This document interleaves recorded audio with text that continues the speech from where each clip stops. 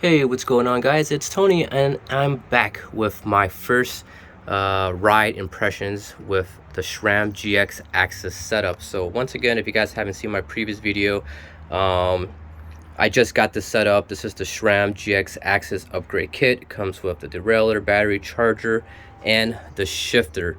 So first ride impressions with this setup compared to my mechanical Sram GX setup. I didn't really notice that much difference between the shifting performance, assuming that both were set up correctly, perfectly, and all that stuff. They both shift exactly the same. I didn't notice if that the axis was quicker or slower. They both feel exactly the same. Now what I do have on my bike is the one shifting at a time. I don't have that multi-shift, for example, on the old school, or not old school, I'm sorry, on the mechanical setup, depending if you have the e-bike version or not. E-bike has the one shift, one click, one shift, and then on the regular analog bike, like for example on my Yeti SB100, I can shift in multiple gears. I have this one set for one gear at a time, so even though I could tap quickly, it shifts pretty quick in my opinion, but no really big difference between shifting performance between mechanical versus axis. So one of the things I didn't like, or what I still don't like and still getting used to, is this shifter on the axis, right? It's a single style paddle shifter. It shares on the same paddle, high gear, low gear, and stuff like that, and also one in the front, but it shares the same paddle. So I'm still getting used to it. I do find myself at times when I'm climbing and I need to go to a low gear, but I'm actually hitting the wrong part of the paddle. So instead of going into a low gear, I'm going into a high gear, and that just messes up the whole climbing. And yeah, when you run into the wrong gear, then obviously you would not make it up the hill. On the Sram GX mechanical, it's very easy to shift. You know exactly which one is up, which one is down, because you have two individual paddles that is separated from each other. It doesn't share the same paddle, so you know that you can shift to a big gear with the big lever, and then the small gear with this little one up that's hiding underneath here. So I do prefer the way that the mechanical setup works versus the electronic shifting, because when you share the same paddle, it's just so easy to confuse which way to go. I think for some people may not have this issue, but for others, some may have issues like me. 15 miles in, a 2-hour ride, I'm still getting used to it. It hasn't grown on me yet, and I still find myself shifting to the wrong one. But it shouldn't be too hard, but I guess I'm just getting old, where I'm just not learning and adjusting as quickly as I used to. But yeah, I mean, I did a 15-mile ride, a lot of up and down climbing, rough riding, fast riding, little jumps here and there, and no issues whatsoever with the shifting. It was perfect shifting every single time.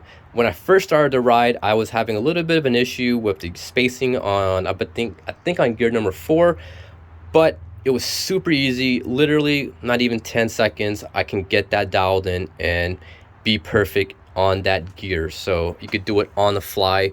Maybe it's a little bit harder with gloves, but pretty much hold down the axis and just go up or down depending on which way you want the derailleur to move, and you can do this as you're riding.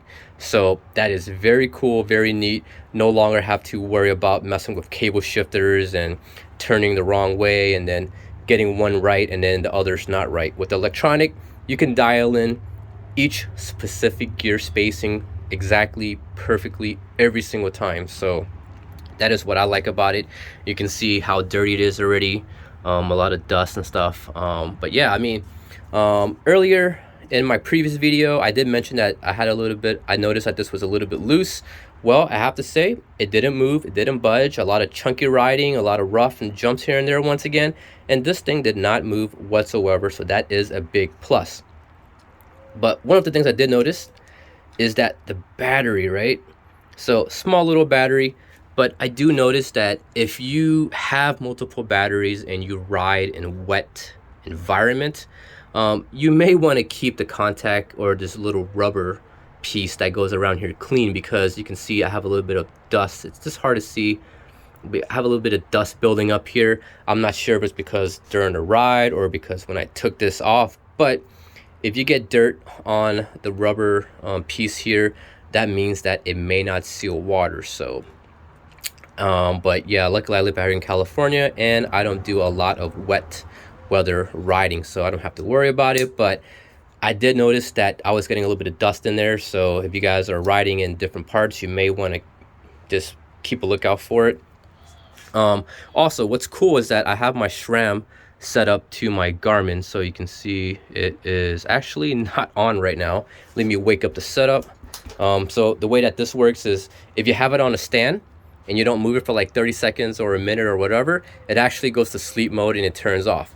But if there's motion detected, for example, like you're riding on a trail, you just tap it a little bit, it wakes up, hit the shifter a couple of times to wake up, and you can see I am in gear 7, so I have it set up where I can just know exactly which gear I'm in.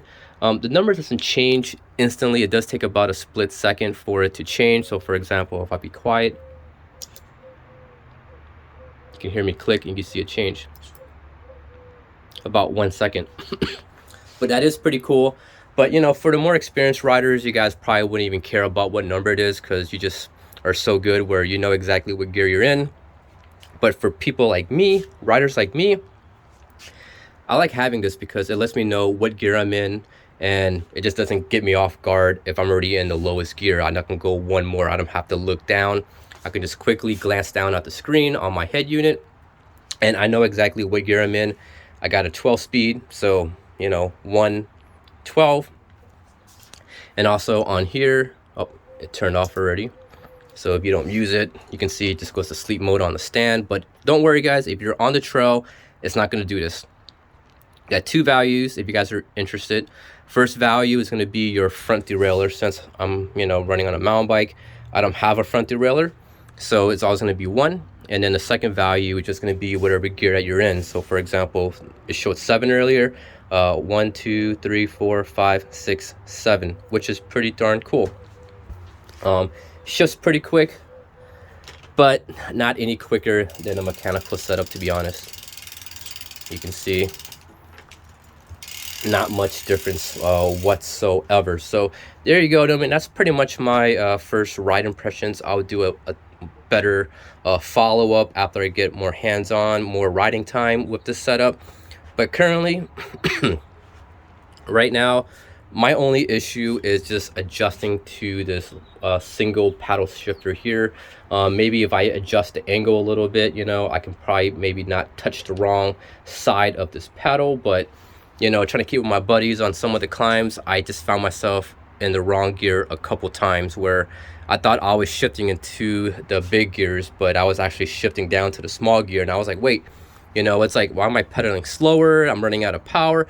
I have a Levo SL. It's a very low power EMTB, so it's not a super powerful. Many times, like the larger EMTBs with the bigger motors, you can still climb in the middle gears, but I have to be able to shift to the bigger gears up here. But yeah, perfect shifting for that first initial ride. I didn't have any issues. Very easy to adjust on the fly if you need to. So yeah, hope you guys enjoyed this first ride update on the SRAM AXS. If you guys are interested, you know, I'm pretty sure some of you guys are still waiting for it or just waiting to hear more feedback. Is it really worth that $600 upgrade? You know, I'll let you guys decide on that. I'm not going to go over the cost, but it is cheaper than the X01 and the XX1 AXS setup. And is that 150 or 200 grams that much of a difference for a lot of people? I don't know. I'll let you guys decide, because on an e-bike like mine, I mean, even if I add 200 grams, I don't think it's gonna make that much of a difference in the extra weight. It's not gonna affect anything, and it's affordable. It works. I would say it's a good experience. I do like it. I still like the mechanical setup, but I do like the electronic, where if I bend a derailleur on, you know, on the ride, I can still fine-tune each gearing and not have any issues. I can still get perfect indexing, and it's going to be a smooth ride the whole ride. I don't have to worry about, oh, I can't shift into 4th or 5th gear.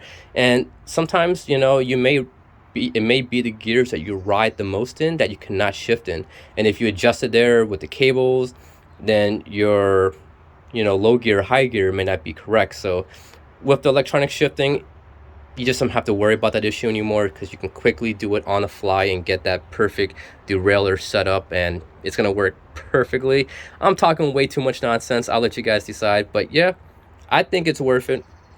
I am happy with it, and I'll be sure to follow up with another video once I get more hands-on time, more riding time, and seeing if there's any other issues or not. But hope you guys enjoyed it. I'll see you guys in the next video. Thanks for watching.